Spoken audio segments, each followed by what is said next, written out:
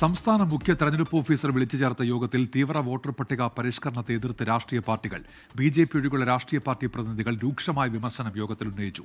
വിയോജിപ്പുകൾ രേഖപ്പെടുത്തി മുന്നോട്ട് പോകാമെന്നായിരുന്നു മുഖ്യ തെരഞ്ഞെടുപ്പ് ഓഫീസർ രത്തൻ യു ഖേൽക്കറുടെ പ്രതികരണം. സിപിഐഎം, സിപിഐ, കോൺഗ്രസ്, ബിജെപി ഉൾപ്പെടെ 11 രാഷ്ട്രീയ പാർട്ടി പ്രതിനിധികളാണ് സംസ്ഥാന മുഖ്യ തെരഞ്ഞെടുപ്പ് ഓഫീസർ വിളിച്ച യോഗത്തിൽ പങ്കെടുത്തത്. സിപിഐഎം പ്രതിനിധി എം ബി ജയരാജൻ വോട്ടർ പട്ടിക പരിഷ്കരണത്തെ രൂക്ഷമായി വിമർശിച്ചു. ഈ മാസം 29-ന് നിയമസഭയിൽ SIR-നെതിരെ പ്രമേയം കൊണ്ടുവരുമെന്നും എം ബി ജയരാജൻ പറഞ്ഞു.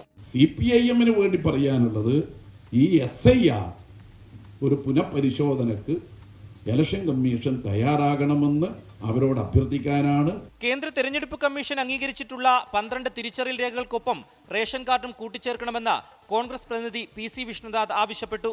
ഈ 11 ഡോക്യുമെന്റിന്റെ കൂടെ ആധാർ വന്നപ്പോഴും റേഷൻ കാർഡ് കേരളം പോലെ ഒരു സംസ്ഥാനത്ത് ഈ പ്രാമാണിക രേഖയായി 12 രേഖ വന്നപ്പോൾ റേഷൻ കാർഡ് അതിൽ വന്നിട്ടില്ല. അപ്പൊ ഡോക്യുമെന്റിന്റെ കാര്യത്തിലും അത് ഇൻസഫിഷ്യന്റ് ആണ്. തീവ്ര വോട്ടർ പട്ടിക പരിഷ്കരണത്തെ BJP പിന്തുണച്ചു.